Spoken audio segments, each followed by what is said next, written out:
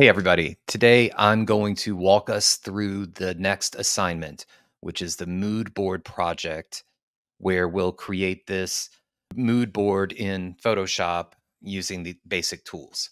So let's jump in. Here's the assignment sheet. It's in Blackboard. What you will do is explore and apply basic shape drawing, raster image placement, selection, and masking tools to visually communicate a specific mood or theme. That's what we're doing. It's simpler maybe than it sounds. I threw in all of the objectives up there at the top. Let's start with part 1, conceiving of the mood board, and then I'll show you some examples. First, we think about our theme or mood.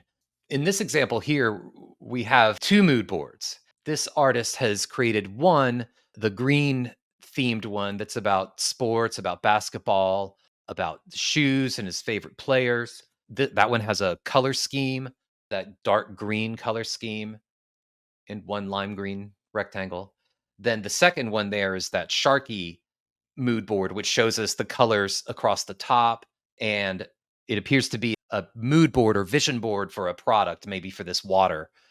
So those are first a couple of examples, but you could see that the theme in the top one is basketball, is Milwaukee Bucks, like that. The theme in the second one is this sharky water, aquatic, it's blue, and that's the theme or mood that they want to convey, coolness. Then when after you've settled on this theme or mood that you want to convey, you'll collect the elements that go into that. Then you'll plan, and I'm not going to ask you for these rough sketches, but this is a good way for you to conceive of your project. So let me show you a couple of more examples of what I'm talking about. Here's a mood board, Serenity. It's using text. You see this person has a color scheme, very blue, cool, yellow and blue, which are complementary colors. Freedom, serenity, harmony. She's used this dynamic handwritten text on the board. She's got drawings and a picture of plants and things like that, right? Everything that kind of relates to what she's trying to get across in this mood board. This one is about interior design and the way that you might create this moody environment with these elements, right? Simple grid shape, very photographic with this rule of thirds display. And you can see the color palette again here is this blue and orange colors. This one is more fashion oriented, pastels, youth. Here's another one with different kind of style, inspiration, I would imagine, for whoever put this mood board together. These might be this person's people, or like the something about these folks inspires them or puts them in the right headspace. We've got this one here. It's a purpley, cool city. We have some mountain type stuff in there, but mostly it seems like friends, adventures, fun, nighttime. So those are just a few of these vision boards that we can create. These are intended just to be examples for you, maybe to inspire you as you proceed with the project.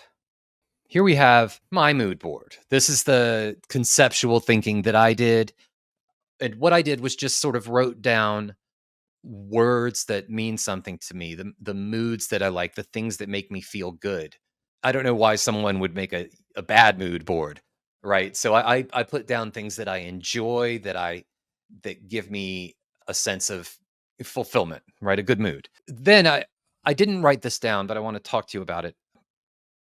I thought about these things, and then we might even filter this further down and talk about, well, what is the mood or the vision? Maybe I'm talking about a vision board now of what I want to achieve next year. And I might select specific things from this list of qualities about myself and tie them into this vision that I want for myself, maybe for the next year or so. Something like we saw with this person. This person is looking for serenity and freedom and harmony. They want to have the power or the right to act, speak, or think as one wants. So I kind of like this format here, and I might emulate it. Here is my mood board list. I'll just put that away here for a minute, and I'll come back to our instructions. First, I'm going to open up Photoshop and choose Poster under Art and Illustration in the RGB color mode. So first, I'll choose File, New. Under Art and Illustration, I'll choose Poster, which is right here. It's in the RGB color mode, oriented vertically in the portrait orientation, 18 by 24 inches, 300 pixels per inch resolution. It's a great resolution. Click Create. Here we have my blank page. First, we might want to lay down a color, right? Colors convey moods.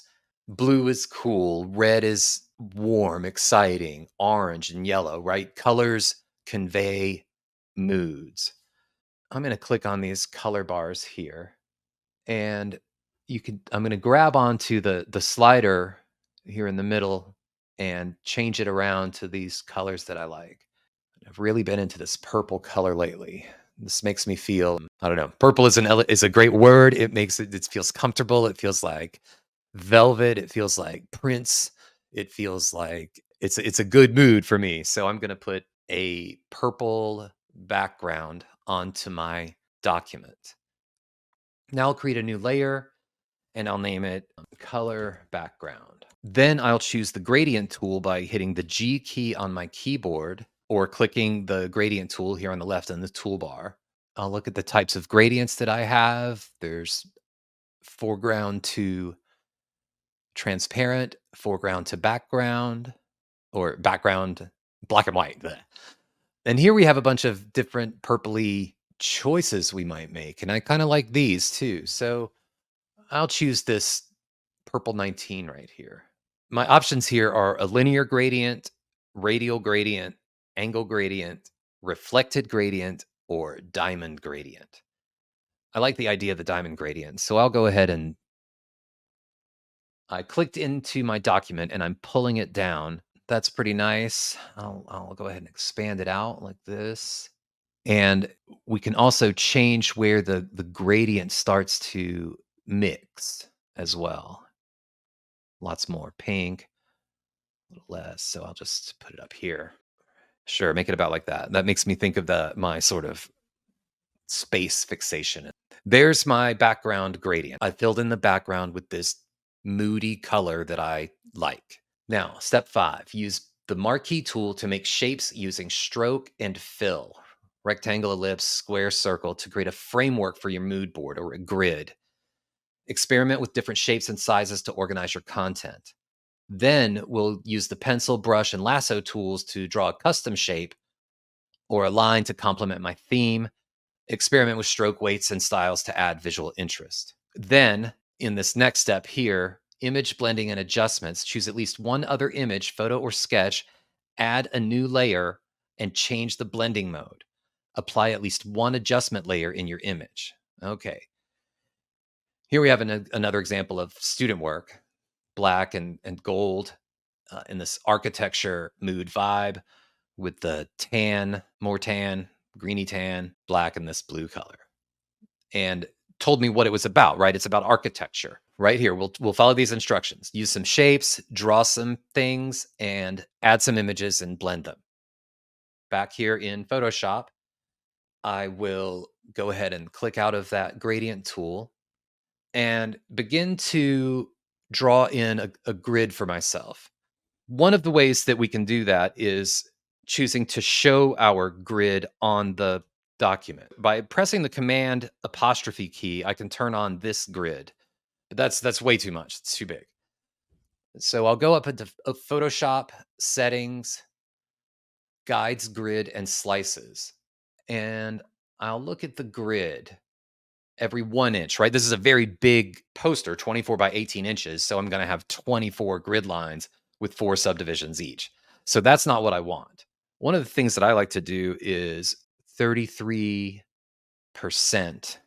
with 2 subdivisions, because this gives me Command apostrophe these neat squares that are in thirds, basically. So if I come in here and I go 1, to clicking and dragging on the ruler to drag these parts out, I can create a sort of rule of thirds layout for myself. It's not 100% perfect. You could see how the grids are slightly off. Maybe we'll try and come back in here and choose guides, grid, and slices. And instead of 33, I'll say 33.3333. Aha, it worked. Great. So now 33.333 comes out so close to 100% that I get the grid that I wanted. So now you can see I have 3 columns and 3 rows of these rectangles. Within each of those, I then have this grid of 4 subdivisions. Now I can take my M for marquee tool, which is here, the rectangular marquee, and I'll draw one here. You can see I also have my smart guides on. So this is telling me that I've crossed the center of the document right there. I'll make that one and create a new layer for it. I have a pretty good idea of what I want to do here with my document, and you might too, and that's okay. So I'm going to go ahead and kind of add the other elements as we go rather than do it one at a time. Here I've created this big rectangular marquee, and I'll choose File, Place Embedded, which will allow me then to choose an image from my mood board folder here on my desktop. This is the one I want, Lincoln Sky. Okay. Right. This kind of thing really is inspirational to me. And, as I move on, I might have to make other changes. So I'm going to put my sky picture right here at the very top for now. That's what I'll do. I'll say for now, I'll do that. I'm coming here to my move tool, and you can see it. I've created what's called a smart object here, which we haven't covered yet, but this is another non-destructive way for you to be able to make changes to your document. Now I want to place my next element. I've already gathered materials to add to my mood board, and now I'll add a new one. So I'll come to File, Place Embedded again, and choose my dog. I'm going to take his bounding box here, grabbing one corner of it and clicking and holding, and hold down my Shift key to make him a little smaller. Line him up with the stars. Let's see if we can find another object to place into our poster. File, Place Embedded. My family always makes me happy, so let's make this much smaller. Oops. Got to hold your Shift key down to make it proportionally resize. And maybe I want one more. I'll choose Place Embedded again. Me playing some music, all right? Yeah, that's guitar face right there. So now we can see that I have these image elements. I've placed them in my composition. I'll press Command apostrophe to get rid of the grid, and then choose Command semicolon to get rid of the guides. I don't want to change the star one, but maybe I could change some things around this picture of me with the guitar here. I'm on my guitar layer, and I will come over here and choose one of my selection tools. In this case, I'm going to choose the object selection tool. See if that gets what I want. Oh yeah, that's pretty good. And then I'll come over here and see if it'll select the guitar. So I clicked, and I'll press the Shift button and click again to add to the selection, and it's done exactly that. Great. And so now I can just mask this selection out. I've come over here to the dark circle in the light rectangle and clicked on it. Now I have masked out myself playing guitar and making guitar face. All right. Here we go. Now I'm up here in the stars. I'll take my dog picture, and maybe I want to do the same thing here. Cut him out and have some disco balls to put in there. I'll use the object selection tool again to see how well it works. Looks like it'll be pretty good. And I'll also select a few of these disco balls. I'm holding down the Shift key as I press select here. That looks good. And I'll go ahead and mask all of that out as well. Hooray. I think with the family picture, we'll just put this down here and leave the water park stuff in there. I'm going to take this sky picture and maybe blow it up a little bit more. Could I make it the whole background? I've given up on the conforming proportional conforming. I'm just kind of dragging it around here to get the stars because I like them. You know what? Why not? And that will then allow me also to take my guitar man here and put him down at the bottom. I'll put him here, and I will take the family and move them around. I didn't lock this layer with the guitar player on it, so I have to move it out of the way to grab the thing that's underneath it. And I'll put them right there. Then I'll grab the guitar player again and move him over here. Then we've got our disco dog. And so here on the guitar player, you can see that the head is cut off. So maybe let me show you what the selection looks like. You can see on the forehead is chopped off there. It's a very hard line. So, and the way that I did that was by using the pipe key on the keyboard, which is on the right-hand side below your backspace or delete keys. It's the backward slash, and above it is the pipe key. So I'll press B for brush and then select the kind of brush that I want. I don't want any hardness on the brush this time because I really want to get rid of that hard line there. That all is okay. And you can see though that the brush is very, very small. So I want to make that bigger. I'll press the right square bracket key. And there we go. I think I might even want even more. In my masking zeal here, I've exposed some of the house stuff behind him. So let's go on back to before we did the brush tool. I'm going to zoom in so I can kind of see what's happening and maybe zoom out just a couple of times, because maybe what I should do is try to change his blending mode. So I'll come to the guitar layer and see if I can find a different blending mode that might make him fit better into this image. That's kind of neat.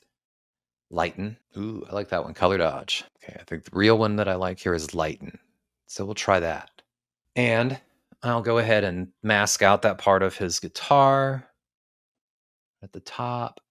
Oops. Let's zoom in so we can see what we're doing. And turn off this layer directly beneath, and also this layer there. Now we can go ahead and take this part of the guitar out by masking it out again. And whoa. Okay, that's fun.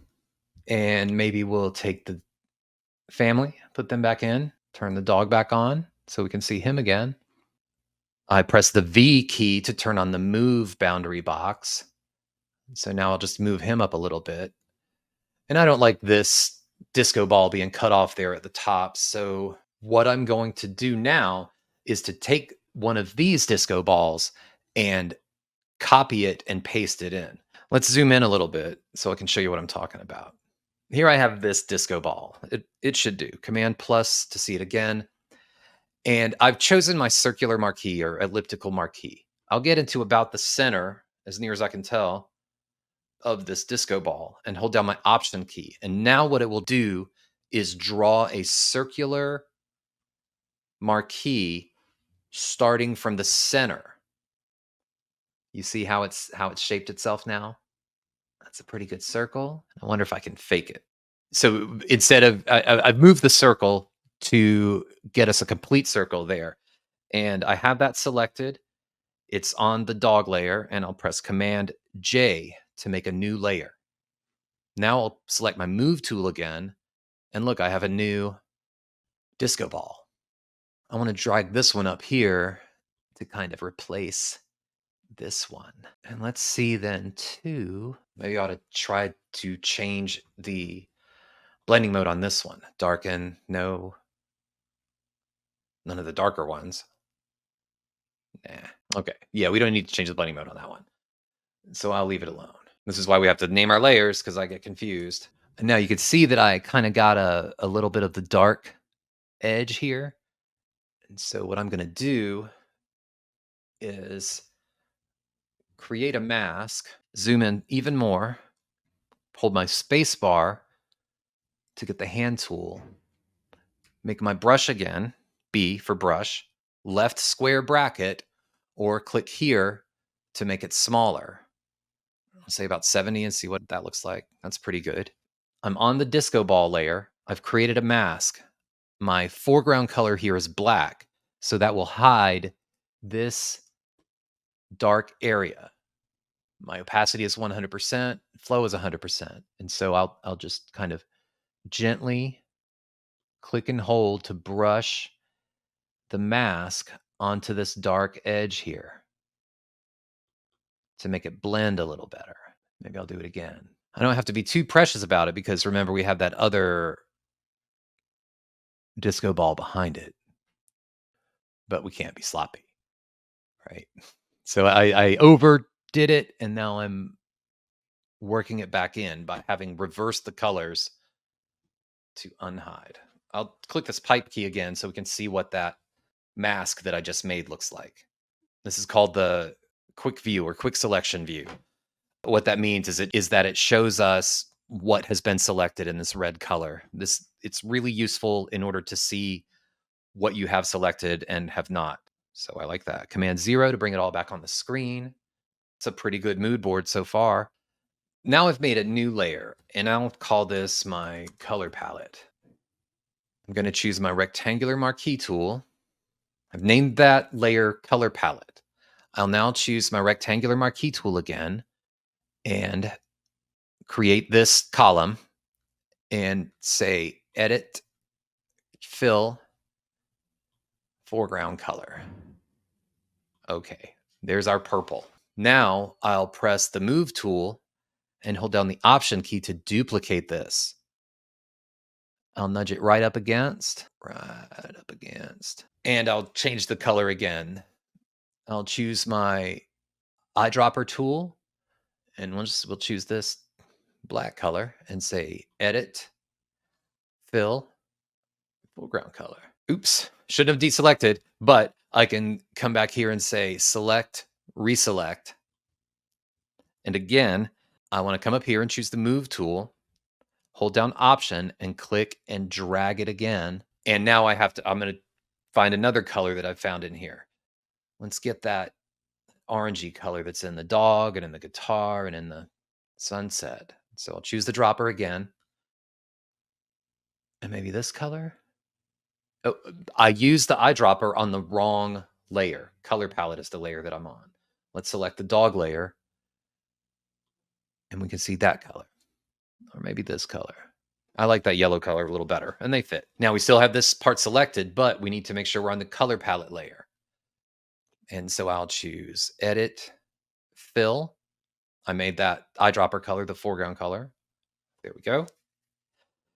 I'll hold down the V and the option key to, again, drag another layer out. Choose my eyedropper again to find another color in here that we like. Oh, look. Yes, let's get my pinky color in there too. I'll turn that star sky back on. Here's another way you can fill a layer. We can go here and choose solid color, and it'll show us the foreground color that I just selected with the dropper. And there we go. Color fill is what that is. That's a fair approximation of the colors we've used here. And I want to use some text, right? You can see that I've left a big space up here for text. I'll press the T key to get my text tool, and I'm going to type in creative business success. Yeah, that's what I want it to say. Select all those text. It's not very creative looking text. I'll make it a lot bigger, first of all, 150. Yeah. And I'll choose some, I'm going to browse around in my font selector to see what kinds of things I might find here. Creative. How about handwritten? Chalkboard, Comic Sans, classic. Felt marker. These are a little too, I don't think I like those. I'll choose more fonts and then choose handwritten here in the Adobe Font Creative Cloud area. And now I have a whole lot more fonts that I can have a look at. Above the sky, that sounds nice. Condensed cursive, marker. Right, I just want it to be a little bit more exciting. Let's go back to all classes. Maybe I'll use like a kind of science fiction looking one, right? How about this one? Anyway, I get carried away with it. For the purposes of our exercise here today, I'm going to choose this one. Let's see what it looks like on the page. That's not great. So let's see. I do like the left aligned, and I'm going to make it much bigger even so that these layers overlap. It's always daring to overlap layers. And now that I'm looking at it, I'm thinking that it really needs to be much bigger because have a big hole here in the middle. What I'm going to do here, just to neaten things up, I've selected my color fill layer and my color palette layer. Now I've held down the shift key and selected both, press control to get my menu, and I'll choose merge layers. All right, so now I have one layer that's color fill. I'll move this down so that they don't interfere. Use the smart guides to line it up again. And then press my shift key and drag this out. And maybe I'll drag this color fill layer to be behind my guitar player. Okay. I don't really like this text color here. So let's see. I've selected only the top line, and I'll choose my. All right, here's my eyedropper again, and I'll choose this color again. All right. Oh, I like that yellow much better. Now, on the business layer, I'll choose that purple and see if that works. And then what if I use the color from the reflection from the disco balls? I'll double click success, click on this color here to get an eyedropper, and just click on one of the balls. Oops. Click on one of these disco balls. So I like these colors enough, again, for the purposes of our exercise. The directions also call for a different kind of shape. Here, I'll use the lasso tool, and I'll kind of draw that shape there, smooth it out so that there. So I've made this shape. It's sitting on top of everything. I'm not sure that's where it's going to stay, but I'm going to drag this layer down because I want it to be beneath everything. And I'll call it generative layer. Okay. So I've made this layer, and I'm going to click generative fill and describe the mood. Creative business success for the next year. Let's see what happens. I have to agree to use the generative AI. It's thinking. I kind of gave it nonsense, right? I didn't describe anything. I gave it more sensations. So there's this guy. I don't know. None of these really do it for me. So let's drop that. Let's say, okay, what is creative business success? Let's say it's an interstellar rocket made of money on its way to a fantastic planet. Colors are purple, black, yellow, pink. Now let's see what we've got. Let's see what we come up with now. What does it show us? Wow, I don't even know what that is. Cool, I guess. All right. I'm not sure what that is, but it kind of looks like an infinity symbol, so I'll go with it. I think rocket ship made of money confused it. Regardless, I'll take this. I'll use this, but it just doesn't look right. I'm going to press Command T to transform it to make it a little bigger. And at the same time, I don't want to hide my background because I like that too. Drag it out a little more just to be big enough. And now what I'll do is change that. Oops, I can get rid of this generative layer because it drew its own generative layer. And I'm going to change the blending mode to see what happens. Oh, whoops. Got to make sure I'm on the right layer. This layer. Okay. Dissolve, no. Multiply. I wonder if it'll give it a little texture, right? We could go with overlay. Soft light. I think soft light is going to do it again, though I kind of like hard light too. Let's see, difference, exclusion. Ooh, luminosity just takes all the color away. I like the soft light again. Not really doing it for me. I'm going to keep it in because I want to use that generative element. I'm going to reduce the opacity to something like 50% and maybe choose filter. Let's see what clouds will do. Ooh, maybe not that. Let's say filter difference clouds. Let's see what that really looks like. I'll go ahead and take this and bump up the opacity again so we can see what it is. Neat. Okay, sure. Why not? Can't really see it anymore. Let's see if there's anything else we can put in here. Maybe extrude it. Well, that doesn't seem to have done anything. Maybe I've reduced its opacity too much. Let's go with like 70%. Okay. You can see the extrusion now. Kind of. I'll go ahead and press Command T again. Okay. And stretch it out even more. Not worrying about my proportionality on the weird shape. I'll stretch you out down here too. And that kind of brings back some of our purpley color that we wanted anyway. Or let's try this. I'll show you something else. Cancel out of this smart filter thing. And so now I've drug my color background that we made earlier over here, over above our text layer. And I'm going to hold down the Option key till it changes this little square with the arrow and clip it to the layer beneath it. Meaning I've now used that background to create what's called a clipping mask and change these words. And so that's what's happening back there. If I wanted to change this color, maybe I wanted to make it a little more, exciting, popping out from this space. Or I like this brighter orange one. And you have a bunch of different gradients you can choose from. So we'll go with that. Some kind of unusual shapes, some loud text. And one more thing here. I'm back on the text layer. Press T again.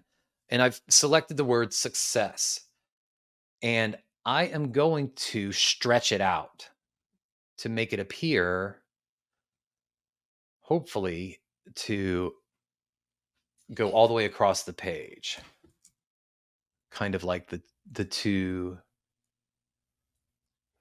words above it are, right? I didn't change the font, but I changed the way that the letters are distributed in order to kind of make it more even. All right, I think that meets our objective here. So I'm going to call this my mood board. You could do it in a variety of different ways. You could put a bunch of different small squares on, like we saw in the examples. I've made my mood board. It's got my colors. It's got a blended photo, a bunch of different photos, different sizes and shapes of selections. I threw in some generative fill and had some fun with the text too. Always remember that we are learning here and we can have fun and we should have fun. Enjoy the things that you're doing. And hopefully, some of these projects or assignments might be useful for you in your real life apart from school.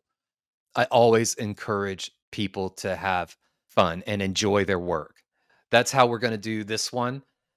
And now that I've finished it, I want to submit it to me. I'll choose File, Save As.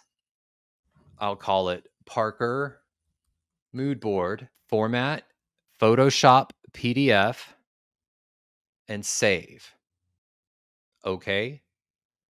Save PDF. It'll tell me it's big. I'll say yes. There we go. Don't send me a PSD file, please. You can see down here where it's saving 99%. It's still saving this document, writing the Photoshop format. If you send me an uncompressed Photoshop document or PSD file, it will be huge and might not even be able to be uploaded to Blackboard. Right here, you see 638 megabytes. 111 megabytes. So these are the two sizes, both saved and open like this. So always save it as a PDF to send it to me. Always save it as a PDF to send it to me. Let's go back to the desktop over here and let me look at my Parker mood board. There we are. I'll choose Command minus minus minus so we can see it all on the same screen. That looks pretty great. I would give myself an A. I'm not asking you to copy this layout, but I wanted to walk you through the process and sort of the things that I wanted you to experiment with and use in Photoshop this week for this week's assignment. So go ahead and start on it and send me your questions and I'll answer them. Thanks for watching.